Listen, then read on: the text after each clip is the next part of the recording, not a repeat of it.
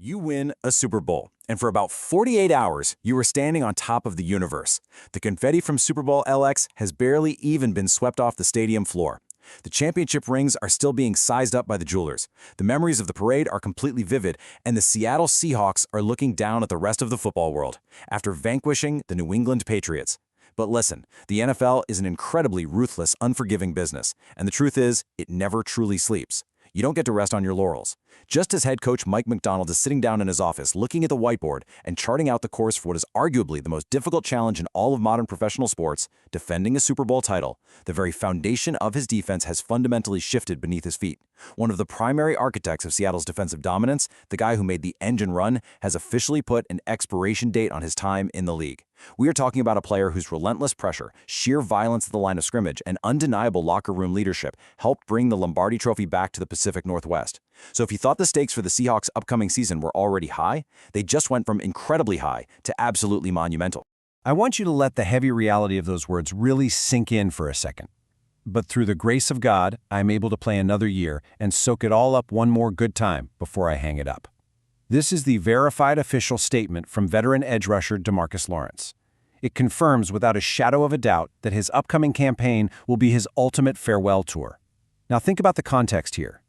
In a league where the average career lasts just over 3 brutal, punishing years, deciding to walk away entirely on your own terms, that is a rare and incredibly hard-earned luxury. It just doesn't happen very often.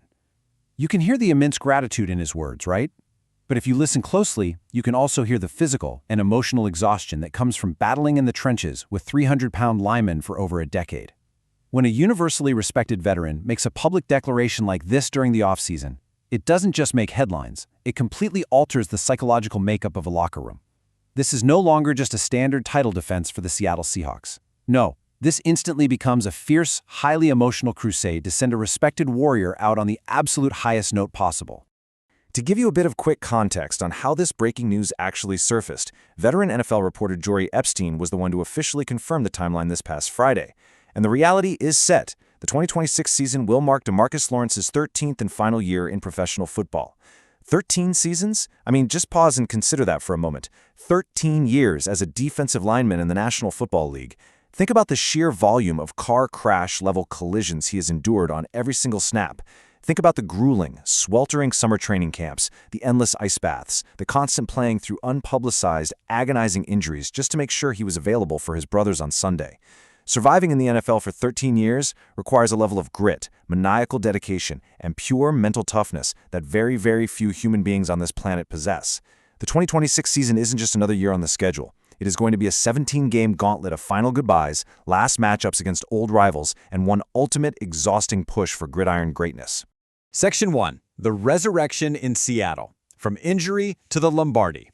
Now, to really appreciate the magnitude of this final season, we have to look back at how we even got here.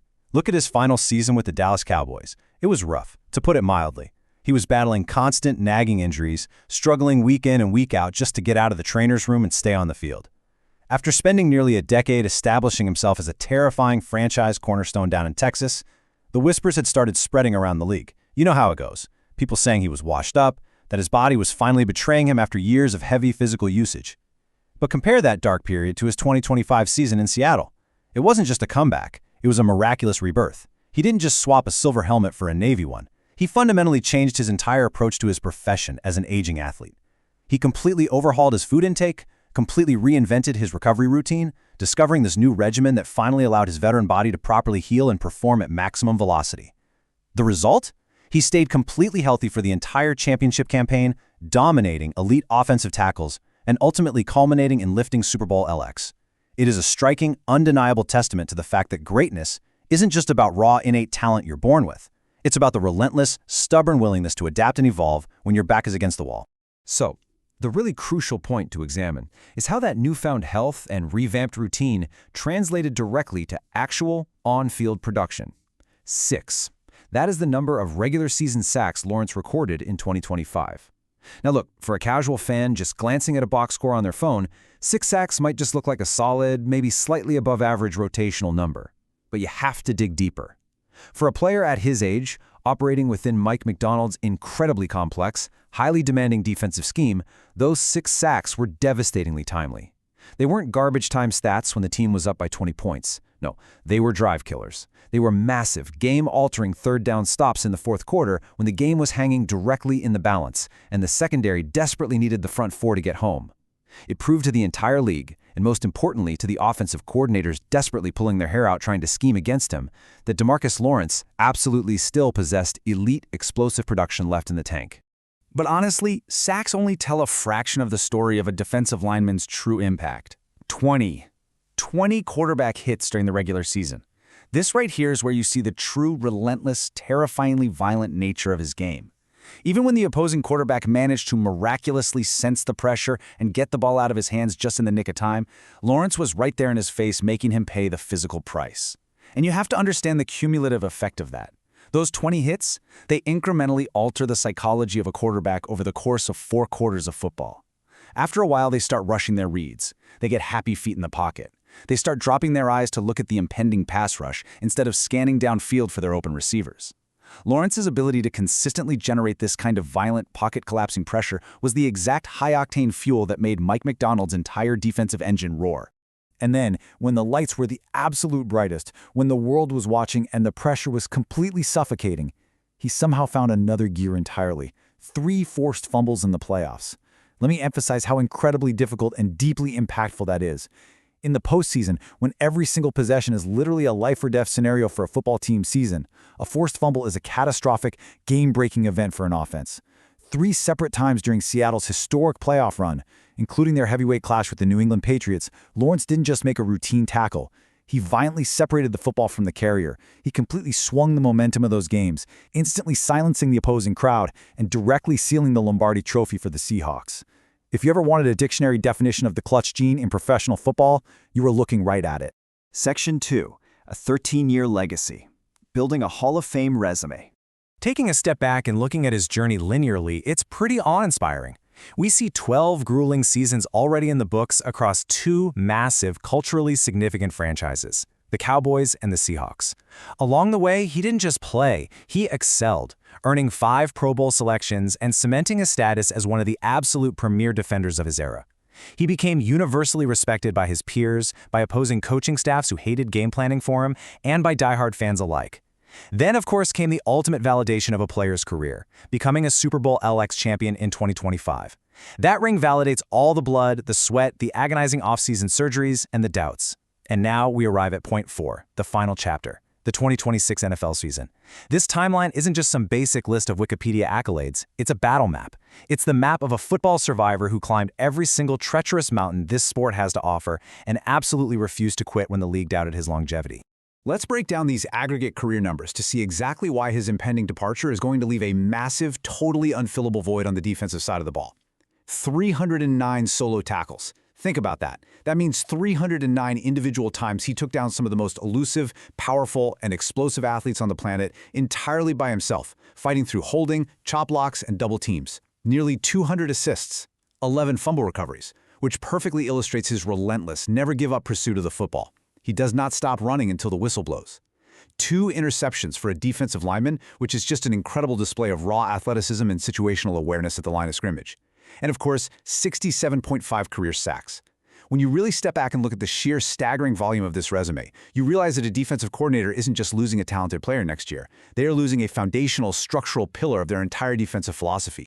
Section 3. Impact on Mike Macdonald. Defending the crown. Which immediately forces us to ask this critical, fascinating question. Can Seattle actually defend the Lombardi Trophy, knowing that their defensive anchor is already walking out the door? Mike Macdonald is widely considered a brilliant, innovative defensive mind. But now he has to blueprint a highly scrutinized title defense while simultaneously managing the heavy, complicated emotional weight of his veteran edge rusher's farewell tour. It can be a very sharp double-edged sword, right? On one hand, it can be the ultimate galvanizing rallying cry. Let's win one last ring for DeMarcus. That kind of narrative brings a team incredibly close together. It forms an unbreakable bond. But on the exact opposite hand, the constant media circus, the emotional farewells in every visiting stadium, the hyper-focus on one single player's legacy, it can slowly become a subtle but incredibly dangerous distraction for a team that needs to be focused on the week-to-week grind. Managing that locker room psychology over 17 brutal games is going to be Macdonald's toughest coaching test yet. And you really have to hand it to the NFL schedule makers, because they could not have written a more poetic, cinematic script for how this final season kicks off. August 15th, the Seahawks open their title chase today by hosting none other than the Dallas Cowboys. I mean, think about the incredibly rich layers of drama packed into this one game. Seattle begins its grueling defense of the crown against the very franchise where Lawrence spent the vast majority of his career. It's the franchise where he built his formidable name, the franchise that drafted him as a young kid with huge dreams, and the franchise he ultimately had to leave behind in order to finally secure that elusive Super Bowl ring. Furthermore, there is a deeply personal element to this primetime matchup. Lawrence's wife, Sasha, and their 6 children still reside in Dallas. The emotional hurricane that will be swirling on that field, in that stadium, and in his own head in Week 1 is going to be absolutely spectacular to watch unfold. Section 4. The Back-to-Back Challenge. An elusive feat. We have to talk about the brutal realities of trying to repeat as champions in this league. First off, the Seahawks, as the defending Super Bowl LX champs, now carry a massive, glaring target directly on their backs. Every single team they face this year is going to treat that matchup like it is their own personal Super Bowl.